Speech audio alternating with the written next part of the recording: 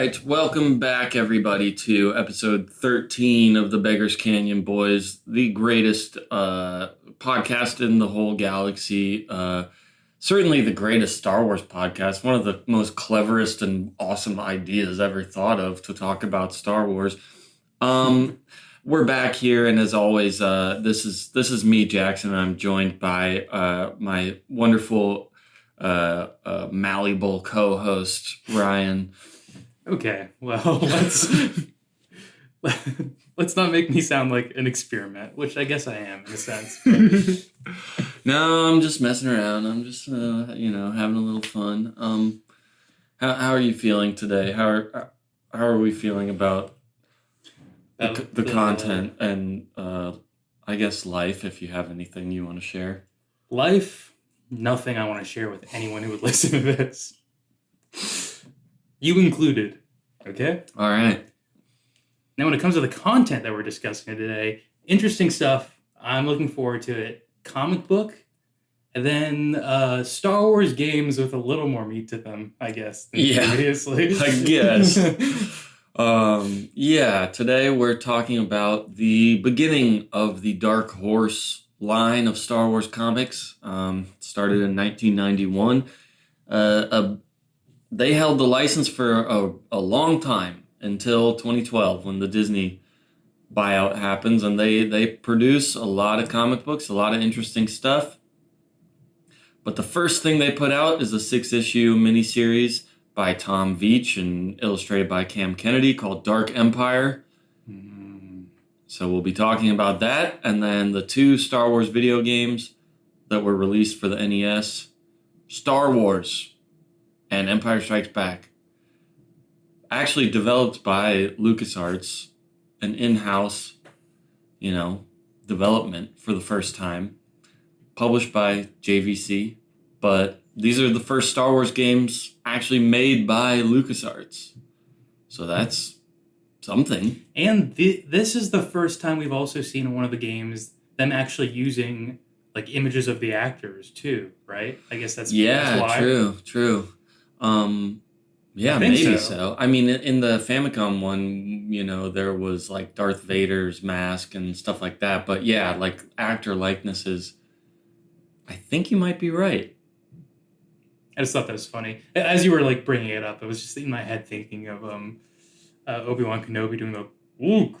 Yeah. Luke. It's pretty awesome though. What do you want to talk about first? Oh man, probably comic book, right? Probably we have less to say about the games. Yeah, I would think so. Yeah. Unless you want to get that out of the way. And No, that sounds good to me. We'll start with Dark Empire. So, and hey, by the way, next time let's talk about this before we start. Okay, sorry. The order. Well, I don't know. I figured it was kind of just whatever we were in the mood to talk about. Not too important. Well, now we've wasted a lot of time, don't you think? Well, I can just cut it out, too. Okay. Well, it's important people also know that you did this today. Jesus, all right. Okay. So I'm sort of being like a darker version of myself as a natural segue into the story, since it deals a lot with the dark side of the Force. Yeah, that's a good point. One of our favorite heroes being tempted deeply by the dark side for the first time. Welcome back to the Bloody Canyon Boys. Ooh. Yeah, fitting for Halloween. Yes, this is releasing? Let's see, because, this actually will be released on the 28th, the closest to Halloween of the episode. So this is, our Halloween episode. Coincidentally, it does work out, though. I mean, even like the color palette of the book is like very dark and moody. Yeah, absolutely. I guess before we talk about the story or the content of the insides of the book, talk briefly about the behind the scenes, the creation of the book. Tom Veitch and Cam Kennedy, two like kind of rising comic book creators in the indie scene. And they got the opportunity to do Star Wars. This was kind of like being developed at the same time as Heir to the Empire. And, Bantam Books is doing the novel side of things, and Dark Horse is doing the comic book side of things. Originally, it was going to be Marvel, like, rebooting their comics, but whatever, licensing stuff and not that interesting. But what is interesting, this is according to Tom Veitch, okay? So it seems like him and Timothy Zahn might not like each other very much. Oh, no. I think there's some drama between the two of them. Because that's awesome. I love this already. Yeah, it's pretty fun. So one person or the other, I think Tom Veitch claims he tried to like reach out to Timothy Zahn and say like, hey, like let's compare outlines so we can sort of like not contradict each other and try to like build something together, because mine is taking place, after yours. And I know you don't want to reveal everything, but like, just, read my thing and see if stuff contradicts, blah, blah, blah. So, according to Tom Veitch, what happened was he reached out to, like, try and coordinate with Timothy Zahn, and Bantam Books kept Timothy Zahn, like, in the dark about, like, a comics project even being made, and I don't know if they were aware of, like, what they knew they were both doing, like, post Return of the Jedi stories, the first time that was going to be allowed.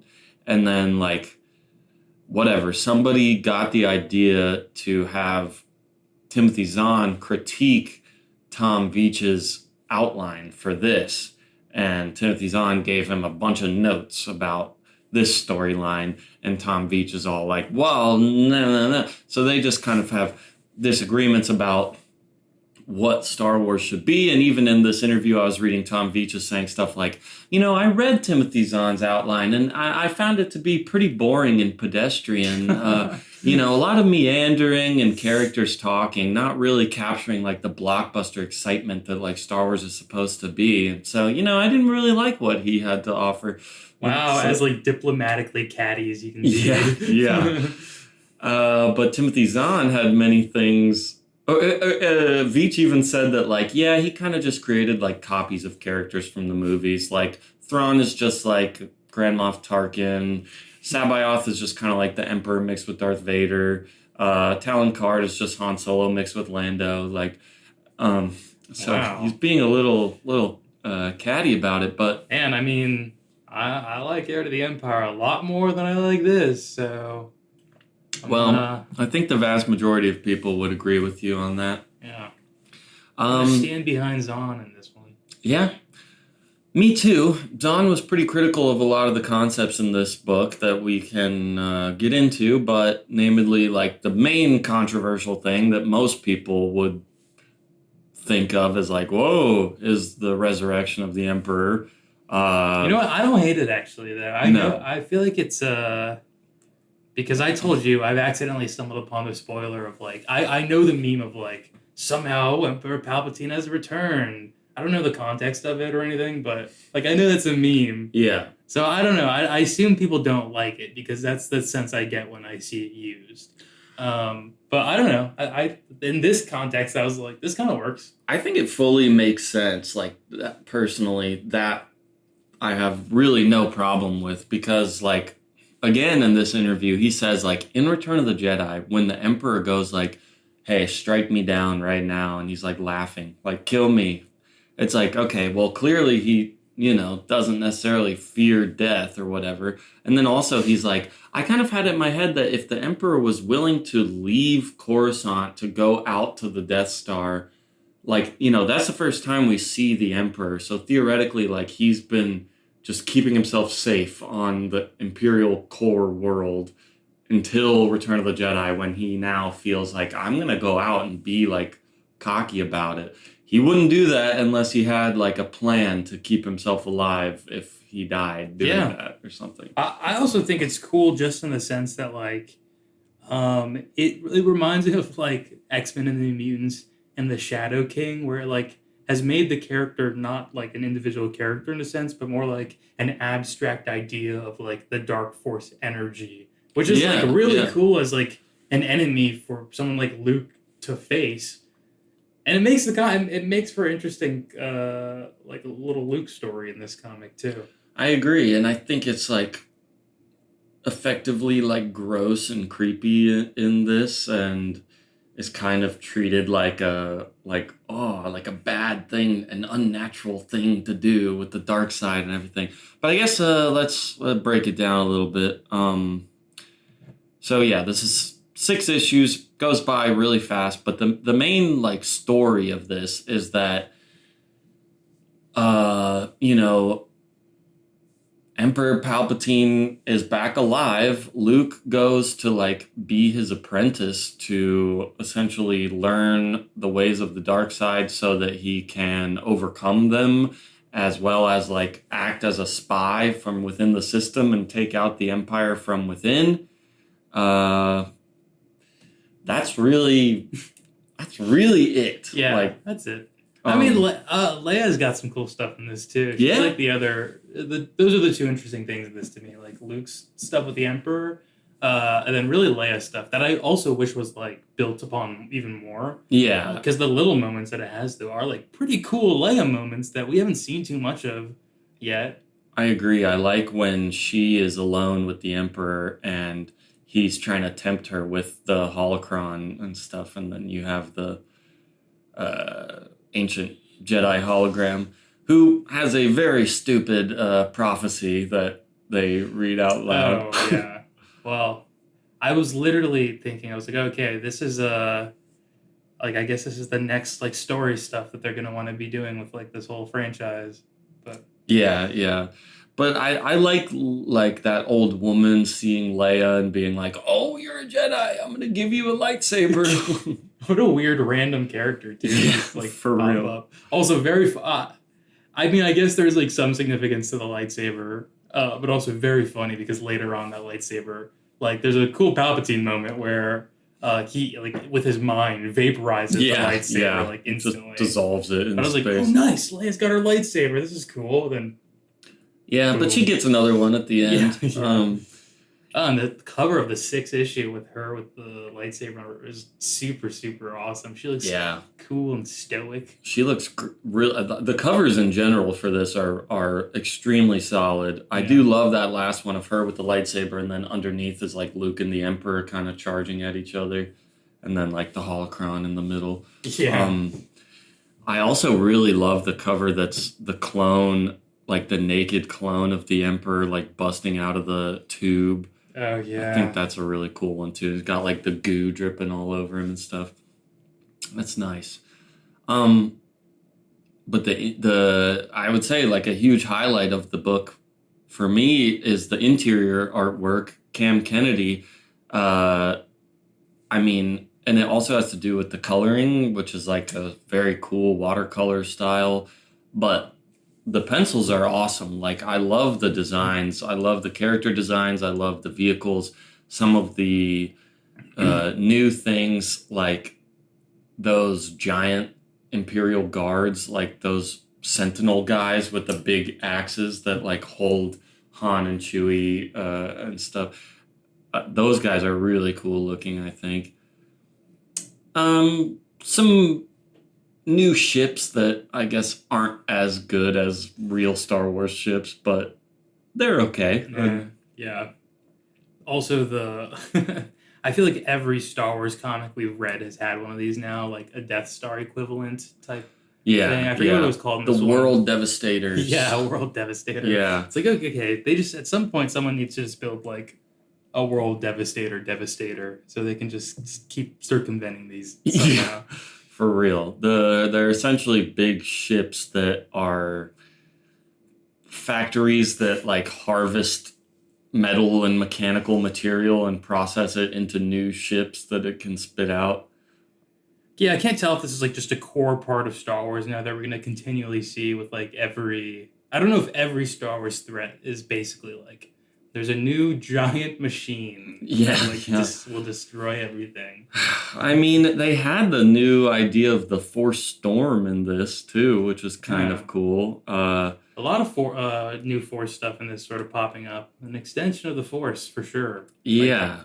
Because he sees Zahn disagreeing with that a little bit too, maybe. Yeah, yeah. Zahn didn't like the Force Storm, and said that it was like overpowered. And if a Jedi could use that, then like why would there even be the need for a Death Star? But then Veitch is like, well, it's like uncontrollable. It's just like raw energy. It's not like Palpatine is guiding it. It's just sort of like the will of the dark side. Yeah. So that's kind of cool, I think. I don't know how I felt about that stuff, honestly. That was one of the little things where I was like, huh. I don't know. I see the Force like getting expanded upon, and it makes it like, I kind of like it vaguer, I guess. I don't know. Yeah, I definitely agree. I like it to be. I like Luke's mastery of it. Mm-hmm. Like that's a good prime example of what I like to see with the Force. And I don't know if I want to see too much beyond that, like when it comes to power feats with it, you know? Yeah, I know what you mean. I think it's cool for Luke to go to this sort of like ultra monk state that is like an expansion of where he was in Return of the Jedi, because he was already there, like mostly, but he still had personality hints of, his younger self. And then now, it's cool to see him in this sort of ultra stoic, like almost non-empathetic, like, like I don't even care about people anymore because I'm so like into the will of the Force now. In a sense, he does seem like a different character, like through the entirety of this book. I mean, I agree. Kind of not a drop of Luke if you really think about it. Yeah, like I don't love that. Like, I think it's always better when he's showing signs of like, I still like to have fun with my friends. I think it's 90s angst that's just like imbued into this because it's a 90s comic, you know? Yeah. I think they just can't, they can't get away from it in the 90s. I love going off of that, the way that the art is done, everybody's bangs like create a shadow over their eyes, and almost like every shot of Han and Luke has like this bang shadow covering their like glowing eyes. It is pretty unique art for what I've seen of the time too. The only like thing I can compare it to is more modern, which is Die, if you've read that, by Gillen. It reminds me of similar art style, obviously thematically different for anyone who's read it, but definitely cool. No, I'm not familiar with that. Do you know who did the art for that? I was trying to remember. I can't. I just remember Gillen wrote it. But yeah. Well, I'll check it out. It's so silly that Boba Fett shows up in this, but no, dude, he looks great. It completely makes sense because the Sarlacc found him indigestible. Yeah, so yes, you're that's right. That's sort of the one explaining line of, like, they're like, Boba Fett, what? I thought you were dead. Yeah. You'll see. The Sarlacc found me quite indigestible. It's like, what does that mean? What? I know that there is a novel, or not really a novel, a collection of short stories, Tales from Jabba's Palace. I guess, yeah, just get used to that Boba Fett didn't die, because he didn't die. I hate it. Yeah. I hate it.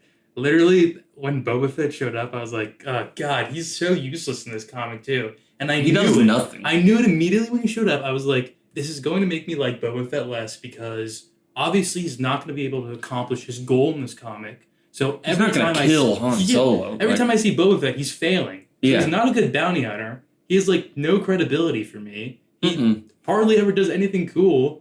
They really make him look like a fool in this one. Like, he's bad. Yeah. They have a silly chase through, like, where they knock that Hutt guy off of the hoverboard and then like go through the city. Like, who's that? That's with him too. Dengar. Yes. Yeah. Yeah. He's in the background of Empire Strikes Back. He's a movie character. Wow.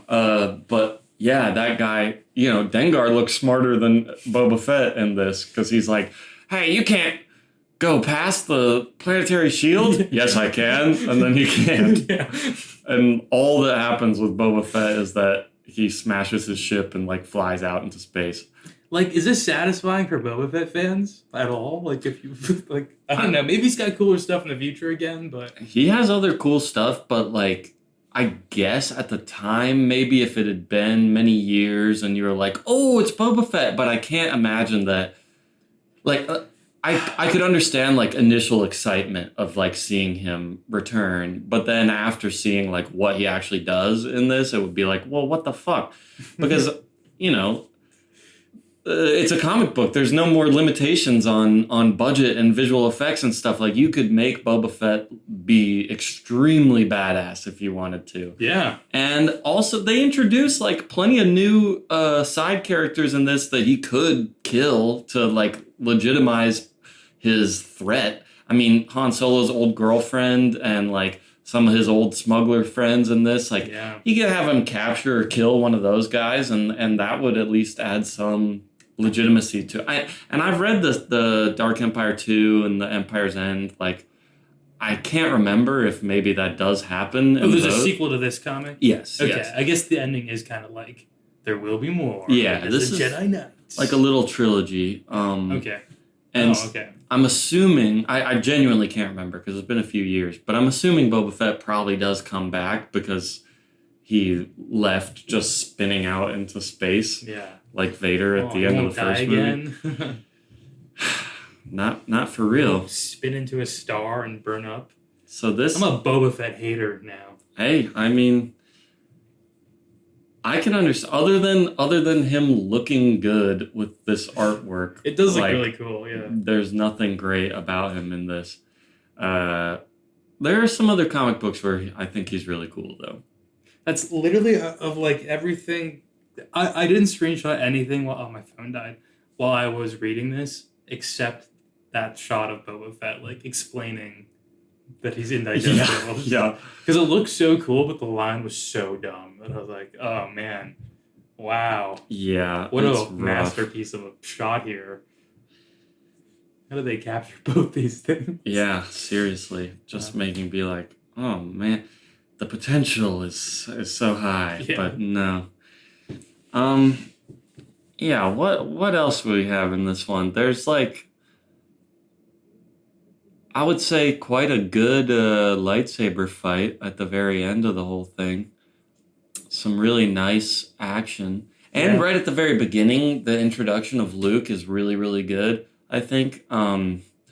It starts with like Luke and Lando. In like the opening crawl text, you see that Luke and Lando have like commandeered a Star Destroyer, and the Empire has like fractioned off. Is that right?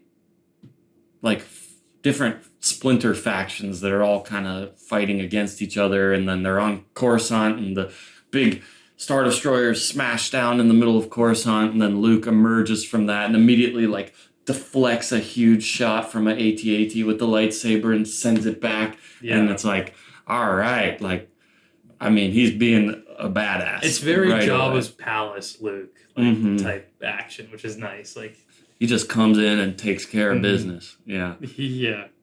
Luke stood on business. Yeah.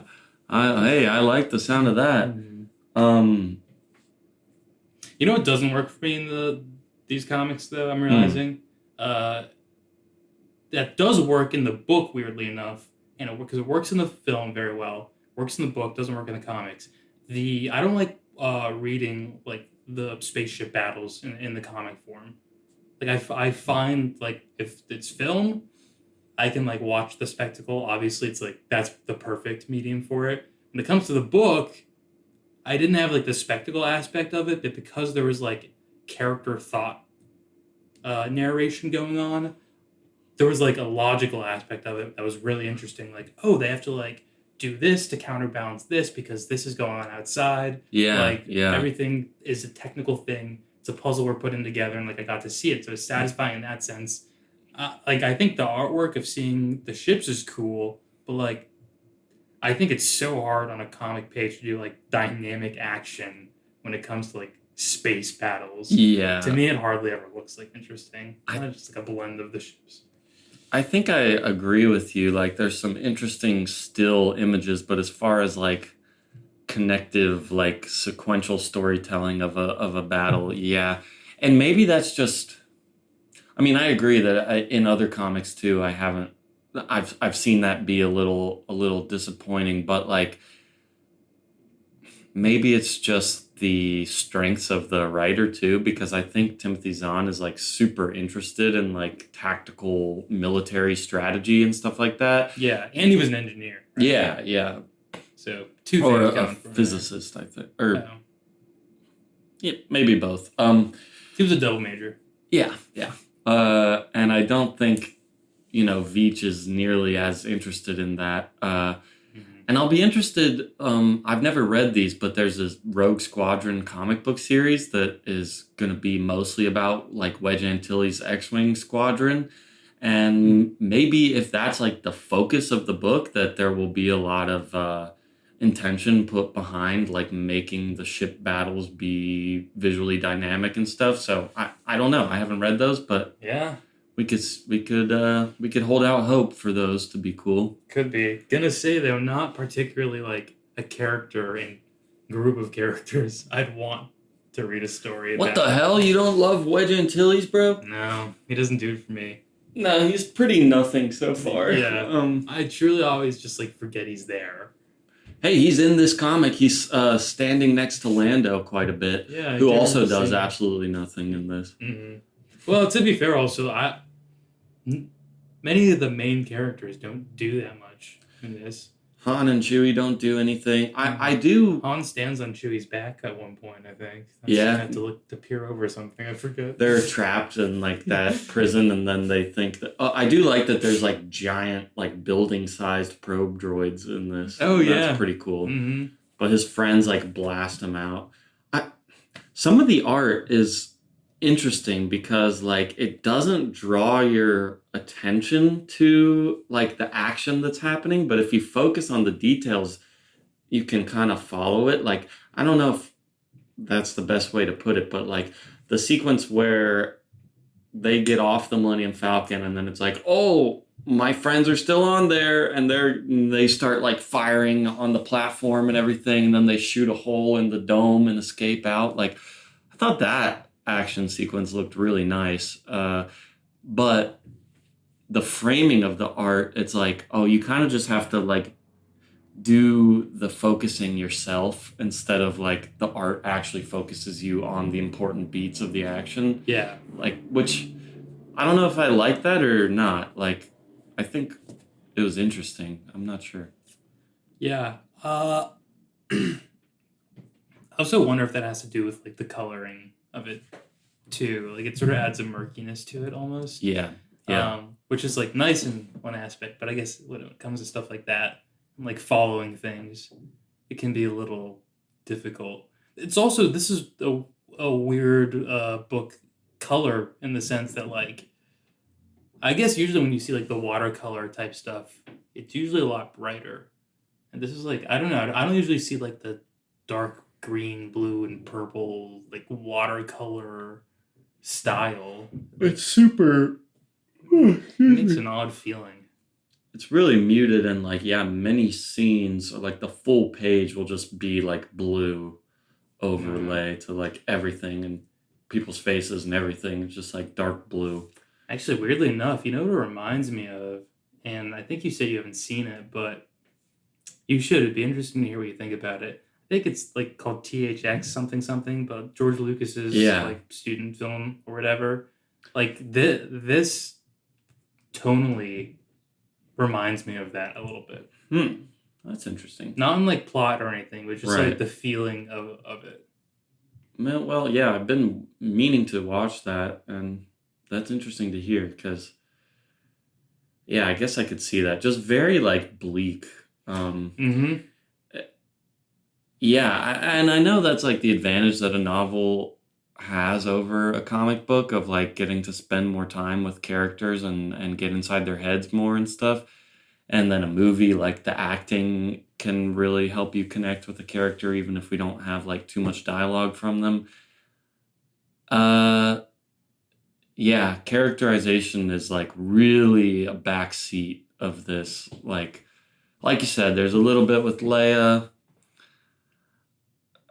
but not much. Like, That's why this doesn't feel too special to me overall. yeah, Like yeah, just because like the story itself's like kind of cool, but I mean, yeah, like you said, like, and it's just this. It's a cool story, but it's also not difficult to think of cool story ideas. Like the stuff we really want to see is the meat within that of like yeah. the characters like growing themselves and having their little unique moments in that like ring their character bells, which we don't get in this.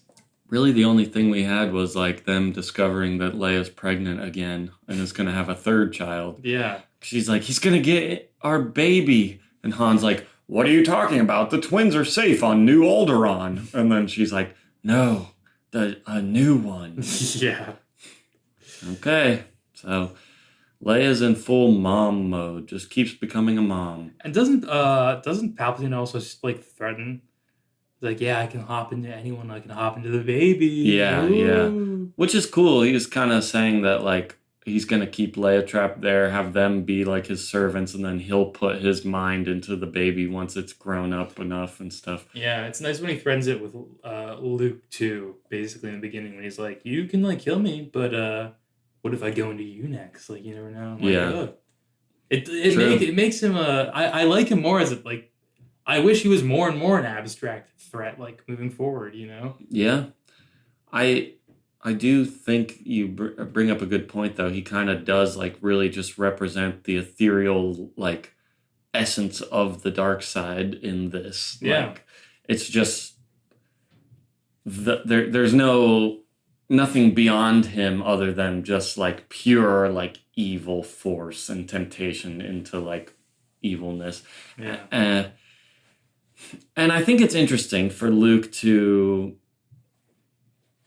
decide, this is dangerous territory when you get into talking about like, I don't think this character would actually do that because like, whatever, I don't know better than whoever, is writing a Star Wars story, but it doesn't seem like something that Luke would do to me. Especially, I understand he's tempted by like more knowledge. He wants to learn about the dark side so that he can overcome it.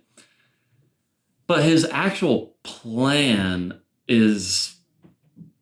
doesn't make any sense at all. Like, I understand he's in there. He gets like R2 to kind of hack into the world devastators, but like he allows like battles to go on and many rebel soldiers to die, and then just whenever he feels like it is like, okay, now turn them off, turn all the ships off and have them crash into each other, and it's like, why then? Why, like there's no reason given for why he didn't just like immediately do that. And I think like Han even like calls that out, and then he's like, you just have to like trust me that like this is my destiny and like the Force and stuff. I know Han's right there. Yeah, like, oh, absolutely. Dude, what are you also, yeah, that was frustrating to me with this too, because I was like, okay, I could buy this maybe if like Luke did this as like a last resort, like out of urgency. There was nothing else he could do and he had to do this. This was the only way forward at this point. Yeah. But like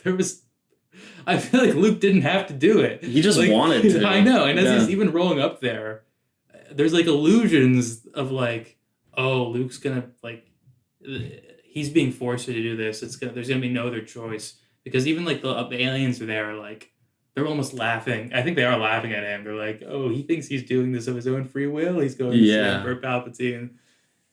And it's just like, and then Luke does. He does just do it of his own free will. Yeah. Like immediately bends the knee, like that shot. I don't know. I was like, okay, I feel like there were other, like you got this new information, Luke.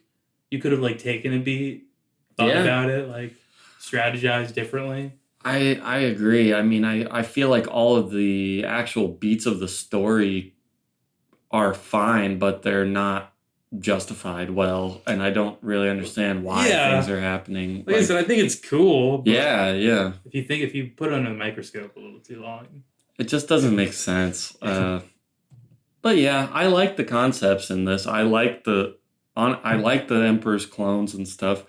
I mean, I don't know what people have so much of an issue with that about, because I know we already said it, but I really think it makes sense for his character to have been doing research into that the whole time he was alive. And he says, like, oh, the dark side like takes such a toll on your physical body that like you gotta like hop between bodies and stuff.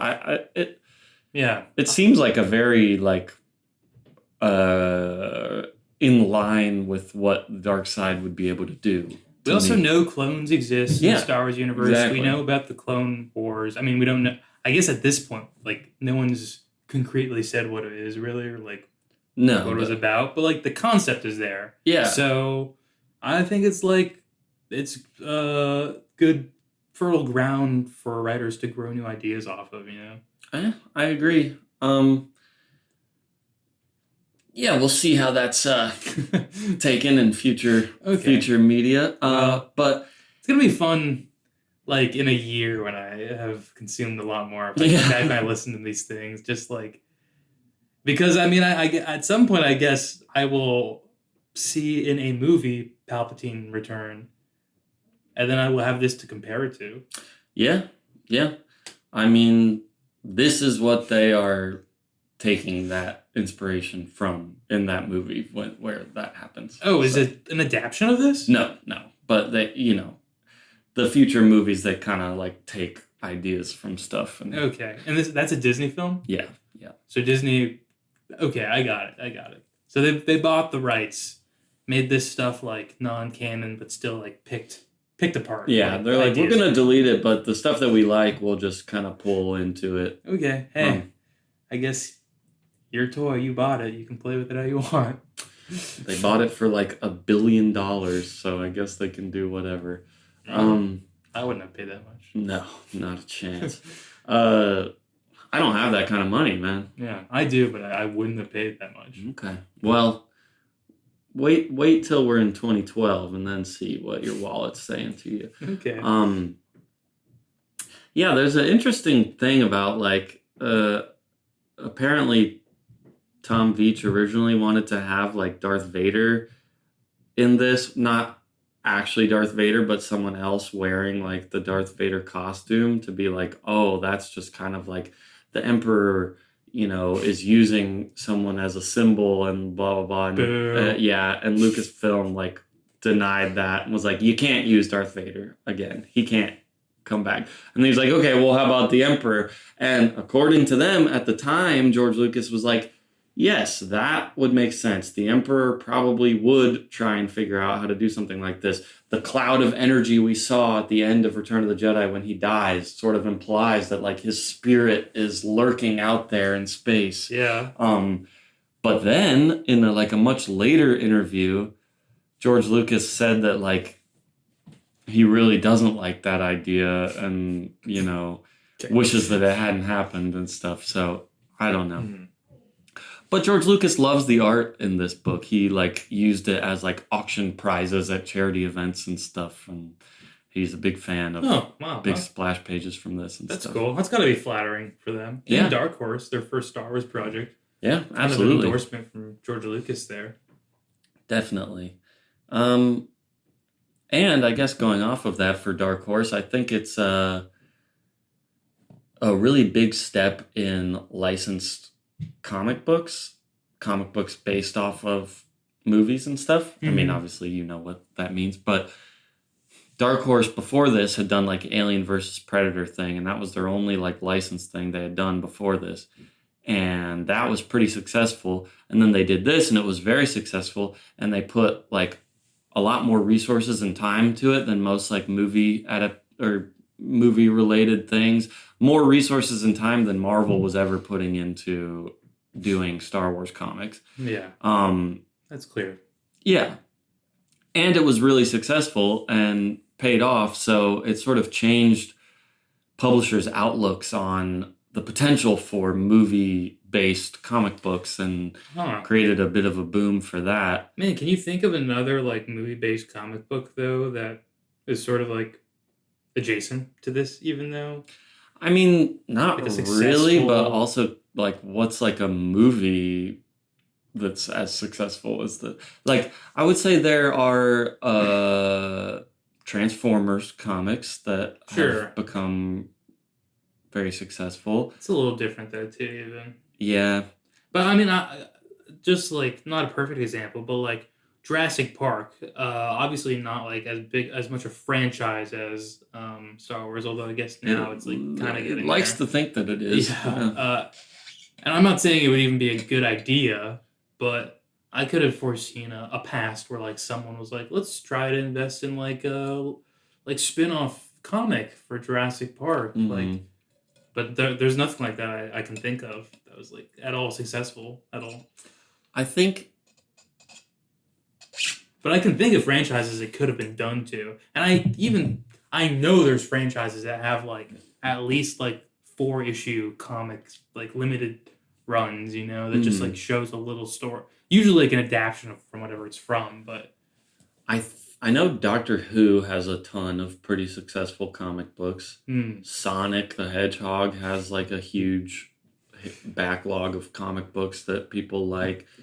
And then nowadays, Marvel is doing all this stuff with 20th Century Fox properties that they yeah. own now. And there's a ton of Alien, Predator, and like Planet of the Apes comic books that they're putting out. Yeah, That are, Planet of the Apes. There's older ones too, actually. yeah, That's a good there example are. of sort of what I was thinking of. And it's certainly not to the level of popularity or success as Star Wars, but I think those are like pretty popular and well regarded. Yeah, okay. Well, that's interesting. Um, It's cool that this is sort of like foundational for that, though.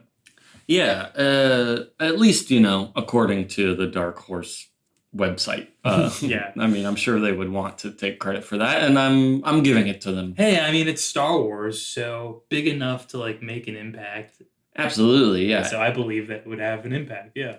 So yeah, I think it was a pretty good litmus test of whether or not that kind of thing would be successful because like it's Star Wars. Like there's nothing there's no other movie franchise that would be like more popular to test out as like a comic book series thing, Yeah. So if that failed and wasn't successful, then like that's probably a good indicator of like, okay, people probably don't want like movies or comics based off of movies and stuff.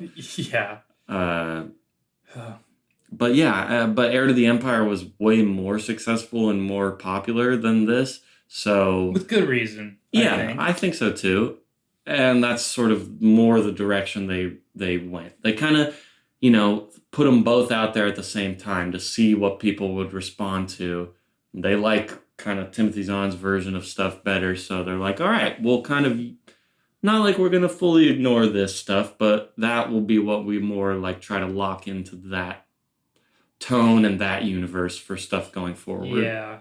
As much as I enjoy moments of this, I don't think I'm particularly too excited to like continue reading Yeah. the Dark Horse story stuff. At least this specific plot line, like because you said it's a trilogy. Yeah. The second one is also 6 issues, and then the third one's only 2 issues. So there's not much left of it. Okay, we've got 8 issues. Yeah, left. That's not too bad. And it's But I don't know. at the very least, the art stays like really cool. A lot of good stuff to look at. I genuinely cannot. I've read this whole thing like 3 times now, and I remember these first 6 issues pretty well. I always remember like Luke deflecting the AT-AT shot. I remember him lightsaber dueling the Emperor, smashing all the dead bodies of the clones, like falling out of the tubes. There's at least like really cool moments in this to like latch onto. Yeah. There very well may be in the other 2, but I cannot think of a single one. And even before rereading that, I guess that's my point is even before rereading this, I still had those moments in my head. And I kind of was like, oh, that happens across the whole trilogy. But no, those are all in these first 6. So I don't even remember what happens. Okay, so maybe concerning that was all condensed in this first one. Okay. Maybe, but maybe, my memory's just bad. And maybe they're cool. So I also really like, it's a quick thing, but when the rebels, so we go to Mon Cala, the planet where the Mon Calamari are from, Admiral Akbar's home world. In peril. Yes. The World Devastators are there. And There's a cool like naval battle that we've never really seen yet in Star Wars. Well, I guess we did see when Luke joined the pirates and fought dragons in the ocean. Yeah, that's true. But this is the first one that actually feels like Star Wars. I like seeing the rebel soldiers on like pontoon boats going up to the ships, and then the World Devastators pump out these sort of like water skimmer fighters that have like little skis on them, and they have like a battle on the water between those two crafts. Like, there's not really much to it other than that, but I just think that's a fun thing to explore. Yeah, no, that was certainly cool. I also really, just because I want to mention it, bring up the moment there, I pretty sure, I may be mixing it up with something else, but I'm pretty sure it's this comic where Akbar has this awesome little moment where he like explains the resilience of his people. Is it in this where he's like saying like, yeah, they were like slaves before, basically, like they fought, they resisted the Empire, like that's why we were going to be one of the first targeted by the Death Star. Yes, Even yeah, they're targeting us for this now. I that's was like, in oh, this. this is Yeah, like very cool Akbar like background stuff. Like I was like, respect, man. You're yeah, cool. for real. I agree with that. That's what I want more of from this, and that's what the comics have an opportunity to do, is to flesh out those characters that only have a few lines. And like, yeah, we like Admiral Akbar in the movie. He's a cool design, his voice, he seems like fun and interesting personality, but like we don't know anything about him. Yeah. We don't really know what kind of guy he is. Like, We don't know what makes him tick. yeah. And all we really learn in freaking Heir to the Empire is that he doesn't like smugglers. That's really all we learn about him in that. So yeah, I agree. That was a really cool moment. And he's a traitor. No, he's not. Okay, I believe it. Okay, you're on the side of failure. Mm-hmm. Hey, I haven't gone too far yet, so. Yeah, I'm trying to think if there's any other like standout moments from this or anything else to critique about it even. It's just kind of like pretty cool and not that special beyond the art. I would say like I can't really emphasize enough how special I think some of the art really is, just like incredible. But I think the art uplifts like the story actually. Yeah. Like, this is an example of it helping out the writing a little bit. Which, like, again, no offense to the writing, just isn't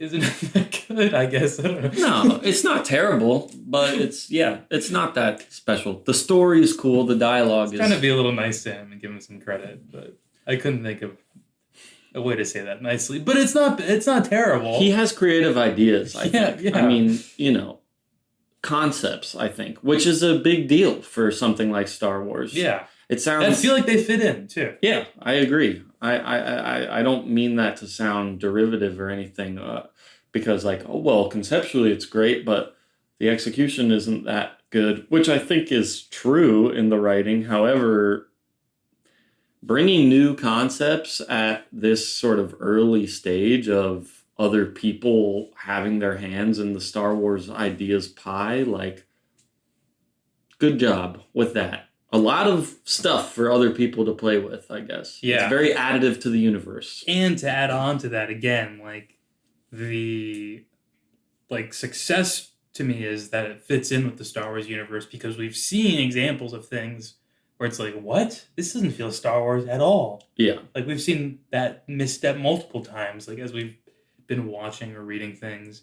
So like it's nice that someone like at least understands it. Yeah. I mean, these are the first comics that feel like, okay, I could see this, it would probably be handled differently, but I could see this being a movie, a Star Wars movie. Like these 6 issues with a few tweaks, I think could work really well as a very fun, exciting Star Wars movie. Yeah.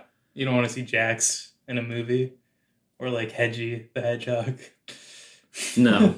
Maisie a den mother of the infamous Black Hole Gang. I mean, those guys are charming to me. I have fondness for them in my heart, but no, I don't need to see them in a movie. Sure.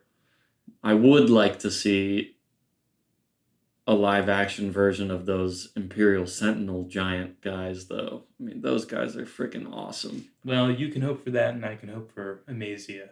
Yeah, all right. Maybe we'll see who gets their wish first.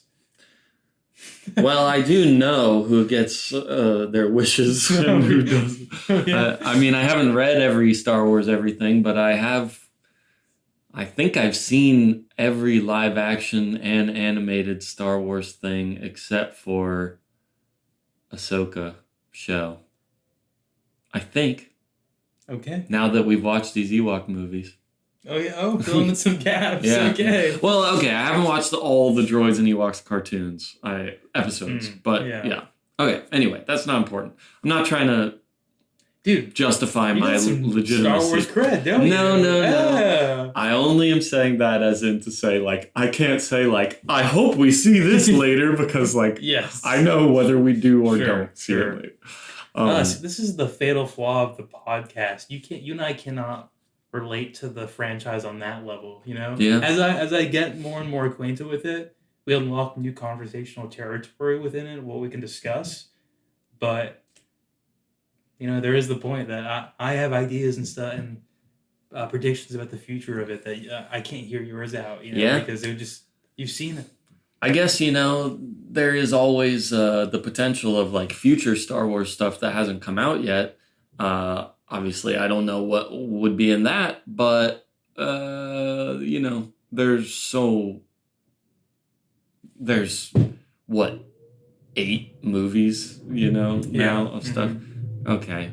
Apologies, my upstairs neighbors just started to vacuum right now, so if you can hear that, sorry. Yeah, but cool comic, not incredible, but I am personally very curious to read the second one again because like I said, just have no memory of what happens in that. Yeah. I just would like, at this point, rather see Dark Horse do just something else in the Star Wars universe, maybe away from, like, the main characters, you know? Which I realize also I think I've complained before, like, I want to see our main characters again. But, like, the Thrawn stuff was good for that. So I think we can take a beat away now. Well, other than, like, the sequel to this and the third part of it, the other comics that they put out at the very beginning are really fascinating. It is Tales of the Jedi, and they do a bunch of little mini-series called Tales of the Jedi that are all about, like, way back in the day, old stuff. That's very cool. Jedi versus Sith, old stuff. Okay, I'm excited for that. Lots of, like, ancient Sith lords, and it's really cool. Maybe I shouldn't say this, but when I was looking for this Dark Horse comic, I told you I was reading the adaptation of the second Thrawn book comic. So yeah, because it's called Dark Force Rising. Yes, so similar title. I only read the first couple of pages, but before that, there was, like, a Star Wars timeline that I looked at for a moment, and I truly don't remember too much from it because I just skimmed that and I was going to go start the comic. But there was so much stuff on the timeline, and there was so much stuff before what the original trilogy is. Yeah, A ton of events that had, like, names and stuff. Mm-hmm. I was like, oh my goodness. The Freedon Nad uprising. I don't even know. I was like, this is gonna get, like, extensive. Yeah. I don't know how much of that is, like, actually explored and expanded upon, but I was truly surprised by, like, how long this timeline was. Sorry, this guy just walked by. Yeah, there's a lot. Dark Horse does a lot of stuff that happens, like, in the period of time before the prequels even, and I think it's really fascinating.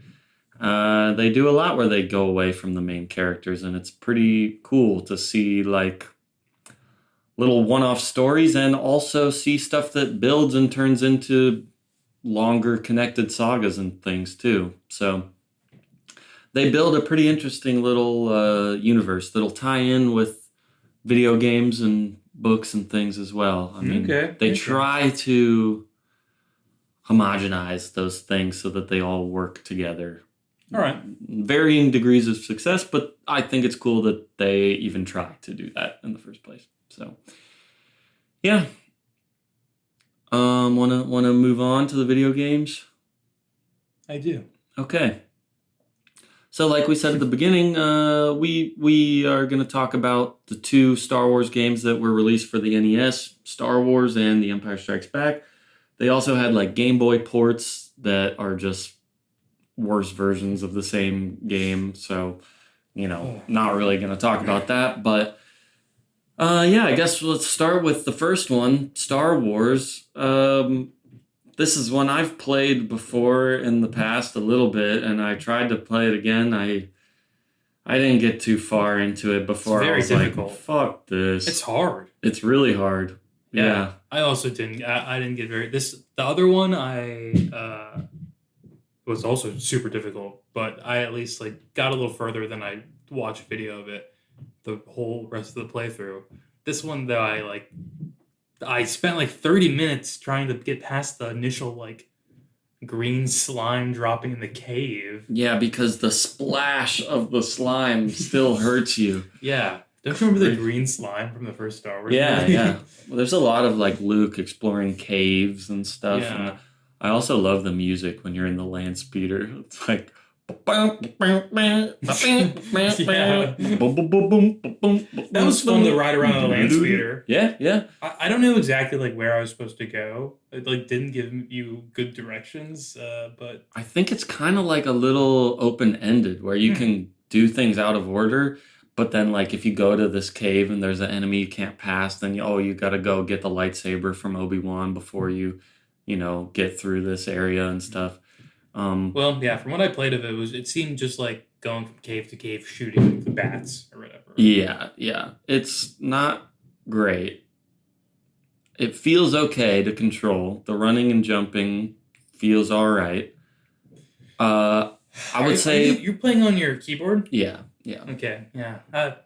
Every time we do this, I'm like, man, at one point I want to get a USB NES controller for these or something, but I guess we're gonna leave NES pretty soon. Yeah, this is the last stuff. But I mean, you can use PS5 controller for open. Oh, I didn't even think about that. Open emulator or Joy-Cons even probably. I could connect them. I think Bluetooth. So. Yeah. So an option, but yeah, I was doing the same thing. I don't like using not my thumbs for stuff like this because my fingers are way slower than my thumbs. Yeah. But the thing that made me stop playing this one was the sandcrawler level. Did you get inside the sandcrawler? No. Okay, so it's all pretty normal, just average platforming levels in these caves. But when you go in the sandcrawler, which is in the top left of the overworld, there are all these I don't even know what to call them. Pillars of arrows on the wall that you jump into it and slide up and there's a weird momentum to it that is not good and just puts you in situations where you're going to take damage every time. There's also pretty relentless fall damage on this too, and it becomes pretty vertical pretty quickly. Dude, I know. Why is there fall damage on this when you have to go down? Yeah, it's really dumb. And you can't see well what's below. So you kind of have to either guess or through trial and error then approximate, Yeah, yeah. It's that's dumb. I guess these kind of games at this time So are we boring you? No, I just am sleepy today, okay? I'm not bored at all. I want to be awake. I am. Okay. Do you want to be here doing this? Yes. So let's act like it, okay? Okay. All right. You're right. I'm focused up. All right. Performer mode. Go. Okay. This is it. That's what I have to offer you. Okay. Anyway. Yeah, I think games from this time really relied on trial and error because they're just padding out the amount of time it takes you to beat it and stuff. I know. Sometimes it's they are just doing that because it's laziness. because they don't want you to get to the further levels where they didn't do as much work to make things look as clean as like that first level that Yeah, you're gonna spend all your time on because it's so impossible. exactly. I mean, that's like a lot of games do that at this time. It's really annoying, but the budgets were low, I and know. It's just like you're paying for one good level is what I've realized with these though. Like, yeah, yeah. But some cool like pixel art of the characters, like C-3PO looks cool, Obi-Wan looks cool, like some. Ooh. Yeah, I like the Bit Crush voices and stuff. Me too. It's fun. Yeah, I like it a lot. Yeah, bad game though. Not fun to play. I would say I don't know which one's worse, but the Empire Strikes Back game feels worse to play. The movement is like awful. Yes, yes. It's so jerky and fast, and then the jumping is such like a preset like Luke does a weird force jump here. Yeah, it's like like diagonal type kick jump or whatever. You can like change your force powers to like do a bigger jump and stuff, but it's so weird. It's like this preset distance that you can adjust a little bit, but he's still gonna go like really fast to the side. And I mean, yeah, I guess we can just move on to this game because what else is there to say about that first one? I will say positive about Empire Strikes Back NES game is that setting wise it felt like pretty good. I was like, I'm an Echo Base, I'm on Hoth. Like, did you make it to where you were inside Echo Base? No, but I watched gameplay. Me too. Me too. So like I played through the whole first level and I even got to where we were controlling the snow speeders, and then that level I was like, fuck this. Dude, I kept drowning in the first level. Oh, really? Yeah. Yeah. I could not get past that. It was so annoying. I couldn't aim correctly to the gun. I saw in the playthrough he was like tilting the gun like almost Cuphead style, it seemed. Yeah, like if you it's weird, on a keyboard versus a D-pad because you can do like two of them at once easily on the D-pad to like go diagonal mode. But yeah, the aiming is weird and like you have to crouch a lot to hit things, but if you crouch you'll just shoot at the ground, and so and you have to do like time jumps across moving ice platforms, and the movement's already awful, and then you're also on ice and sliding around. And you're being shot at that point too. Yeah. There was a really cool animation though when my Tauntaun fell into the water. It's like body disintegrated and it was like a skeleton. Yeah, that happened to me too. I was like, whoa, that's cool. I didn't expect that to happen. Oh, so is this the one where like the game over screen is Vader going like too easy? Yeah, all too easy. Yes. He has a few different quotes that he'll say on the game over, which is nice. Yeah. But yeah, it's also like a side-scrolling platformer. But then after you get past the first level, which like is long, like 20 minutes long, you get in the snow speeder and are told like, hey, slow the walkers down. You just fly across and you have 5 tow cables. You can take out the first 5 walkers real easy with the tow cables, but then once you run out, there's still like 3 more, and you just have to shoot them. And you have to keep like turning back around over and over again to like shoot it at behind. It takes so long to kill everything. Of that. Like, it looked like it must be difficult on the D-pad to do that. I don't know. Yeah, it was really just annoying more than anything. It wasn't hard, but they have so much health. I don't know. That's when I stopped. But yeah, like you go on to Echo Base and then to Dagobah and then to Bespin, and like it all visually looks pretty good. I just hate the way it feels to play. Yeah. And did you see the pixel art of Yoda on Dagobah when he's like, we must train? He has like just this really funny smile that looks really weird. I don't remember. I don't know. That was funny. Yeah, I just watched a video of it also after. And this is maybe the most like 8-bit music we've gotten of Star Wars songs. I like that. Yeah, it was good. Yeah, like you get fun. to Dagobah and it's playing the Yoda music. When Leia pops up, it plays her song. Mm. Yeah, that's nice. Yeah, for sure. Get to pilot a ATST in some levels. Pilot the X-Wing. Still not the Star Wars game for me, though. Nope. But hey, okay, I know I keep saying this, but we are done with uninteresting Star Wars games now. I'm not saying they're all going to be good. Okay. But they're all way meatier than this from now on. I mean, okay, you've got the Super Star Wars trilogy. Those are good games, but they are very, like, traditional arcadey, side-scrolling, shoot-'em-up type games. Wow, that's trilogy too? Yes. Okay. There are 3 of them, and they're all pretty much the same game. All on SNES? Yes, yeah. Okay. Those are fun, but I don't know how much, like, meat there is to dig into them. But then after that, like, that's when we start getting into the PC games, and they really start to go crazy.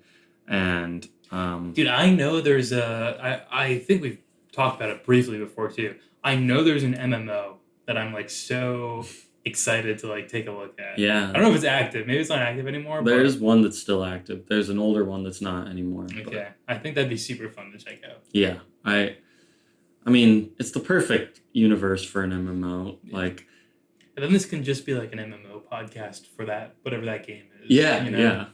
It's like, okay, in the game today I did this, and that'll be every episode. True. Wow, we have to play it a lot, Mm-hmm. but that's fine. I want to experience all the content in the game. Wow, Mhm. 100% an MMO. Yes. Yeah. You'll probably have to make like 17 different characters to do that, but if you're committed, I respect that.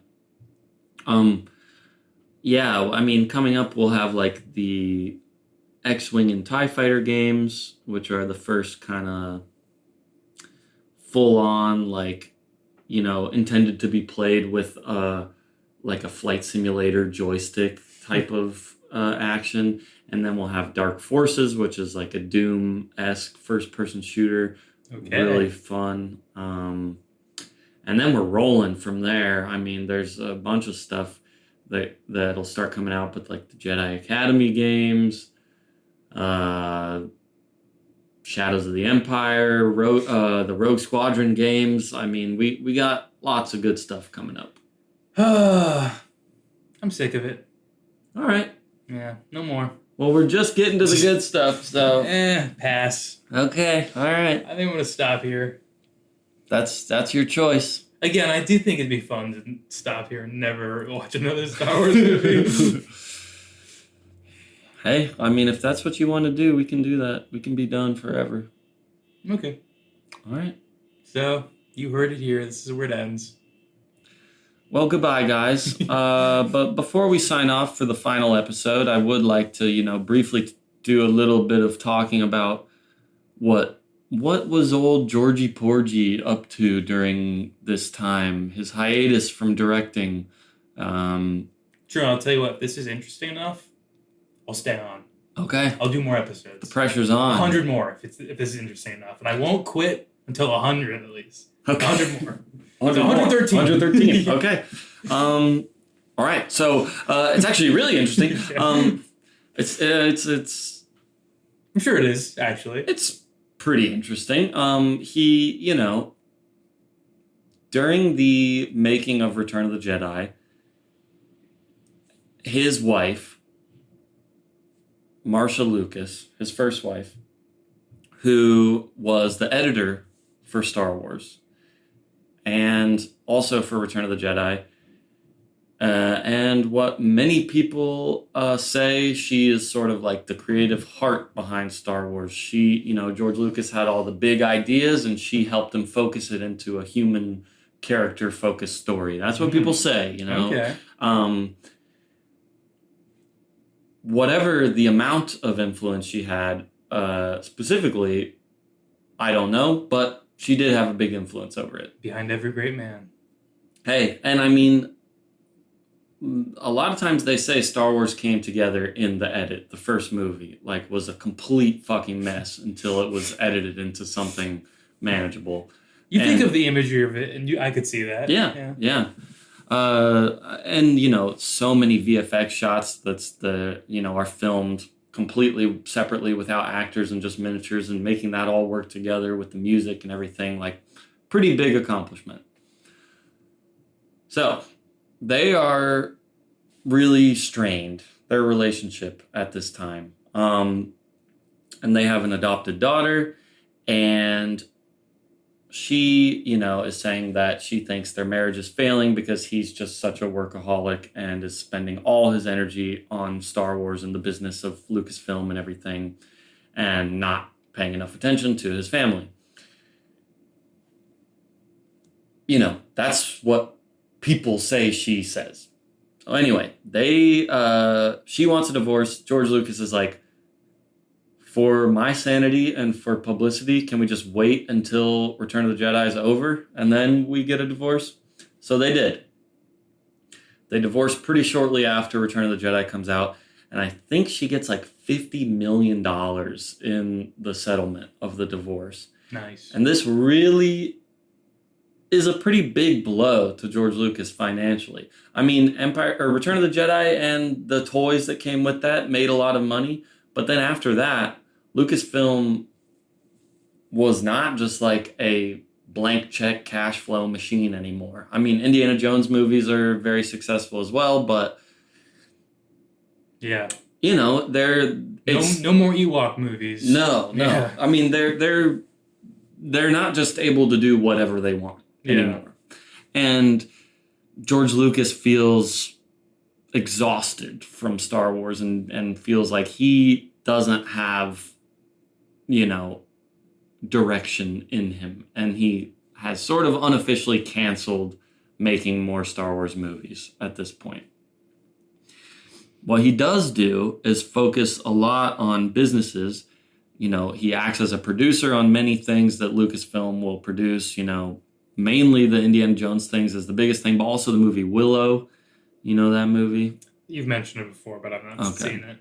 Warwick Davis comes back as an adult and as the main character of Willow. Very nice. Gotta watch it now. Yeah. But hey, here's something that might interest you about Willow, is that in the early 90s, Chris Claremont actually wrote 3 Willow novels that were based on stories by George Lucas. So the 3 of them? Yeah. So wow. The 2 of them have collaborated to make Willow novels together. That is awesome. So yeah, he also Howard the Duck. Yeah. He produced that. Some other things. But the other things he's getting going is what would become Pixar. Steve Jobs buys like the little computer graphics division of Lucasfilm from George Lucas for $5 million and turns that into Pixar. Also, this is when, not like he single-handedly created this, but when his companies developed THX sound systems and sound mixing stuff. So a lot of things like we talked about before for other filmmakers to use. And just reaffirming Skywalker Sound, THX, Industrial Light and Magic as sort of the premier go-to like sound and visual effects houses that everybody wants to work on their movies. So, and LucasArts, which is started as Lucasfilm Games, but would be turned to LucasArts. Obviously, we're mostly going to be talking about their Star Wars games, but they made a lot of other games, and the big ones in their early days that they were developing were like point-and-click adventure games that were really pretty successful, and they made like the Monkey Island games. They made some Indiana Jones ones that are really well regarded. They made like Maniac Mansion and like Day of the Tentacle. Wow, I've never heard of any of these. Really? Yeah. I mean, these are like old point-and-click games. Yeah. Oh, that's cool though. They're pretty popular ones. And yeah, Maniac Mansion was the first one that they developed and published by themselves, and kind of were like, hey, I think we can do the whole thing in-house for some stuff. The other interesting thing about George Lucas's wife, she remarried a guy who was a stained glass artist who, during the creation of Return of the Jedi, was making this huge stained glass window in their house. And apparently, like, she fell in love with him while Return of the Jedi was happening, and then she goes and marries the stained glass window maker. Wow. Okay. I guess that's kind of romantic in one sense. Yeah. But George is in his, like, depressed mode, but also he has, like, children, and he's I think the divorce was a bit of a wake-up call for him to be like, I think I should, like, probably, like, be a dad to my children.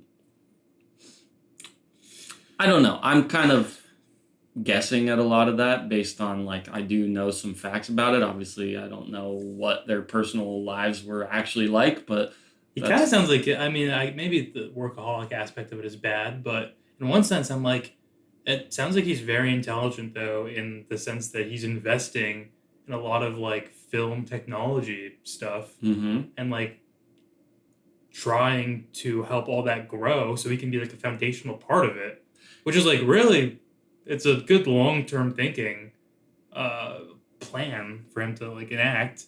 So, oh yeah. I mean, he's like the master businessman. He long term thought about the toys, merchandising rights from the very beginning, and at every step of the way, he's made it to where, like, himself and his companies have control over the finances and the projects, and remains like an independent filmmaker really throughout.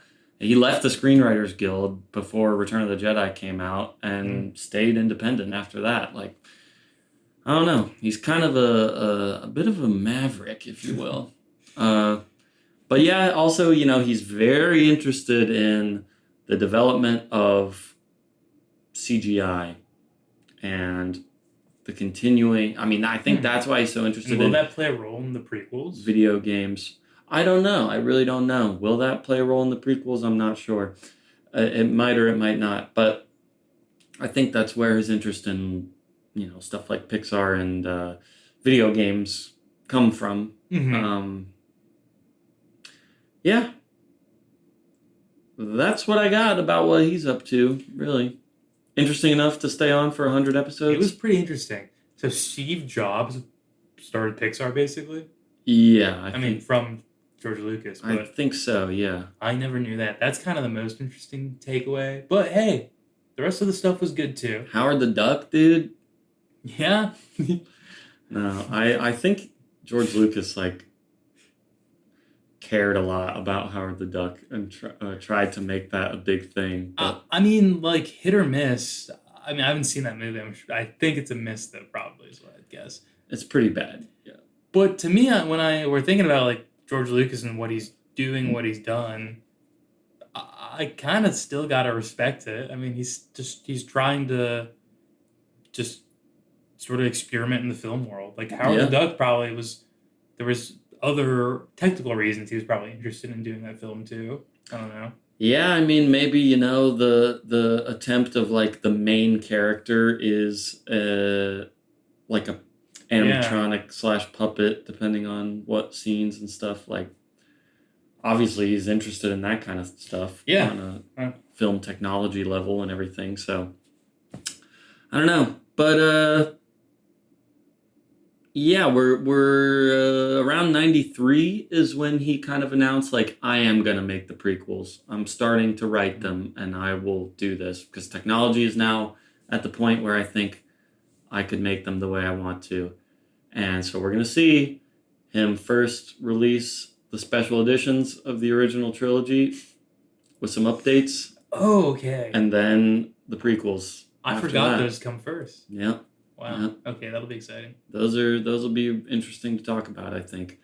Man, I was just seeing a little clip today from one of the special editions that I was like, it's such a small thing, but what the fuck? Hey, don't influence my opinions. No, I won't. No, I mean, even if you had said nothing, I already know. Just like it's almost a joke. Like, you see in things that, like, the Star Wars edits are bad. Yeah. Most people don't care for most of the changes that were made, even though they're very small for the most part. But they do have like ramifications that honestly, maybe I'll love it. It's interesting. It's very interesting. We'll see. There's the biggest one that looms in my head is awful, but okay. Yeah. I was like, oh, are you actually about to tell me? No. I would like that to be a surprise for you, even though I have unfortunately hinted at it many times. So I think if you went back and listened to us talk about Return of the Jedi, you could figure out what it is. But interesting. Okay. I won't do that then. No. Yeah. But that's any other thoughts on the video games or anything? They're pretty bad. Literally zero other thoughts on them. Yeah, I agree. Okay, so next time we are going to be talking about the first little mini-series, Star Wars Tales of the Jedi from Dark Horse Comics. This will be their first attempt at going back into the world of the old days of the Republic and the Sith, as well as a bunch of video games. We got Super Star Wars coming out for the Super Nintendo. We have Star Wars Arcade coming out for the Sega 32X. We have Star Wars X-Wing coming out for PC and Rebel Assault for PC. Okay. Rebel Assault. That is familiar. I think there's a Switch port of that one that I've seen floating around. Yeah, I think so. At least for the second one, there is. I just got the first one on Steam because it was like $2. I don't know if it still is. I think it was on sale or something. But that one's really interesting. But I think the X-Wing, these are all cool. They'll be cool to talk about. Yeah. So yeah, that's next time. Closing thoughts? Anything else to say? Womp rats. Womp it up. Hey, Super Star Wars, a lot of womp rats to blast in that. Really? Mm-hmm. I'm excited then. Well, thanks for listening as always. Peace.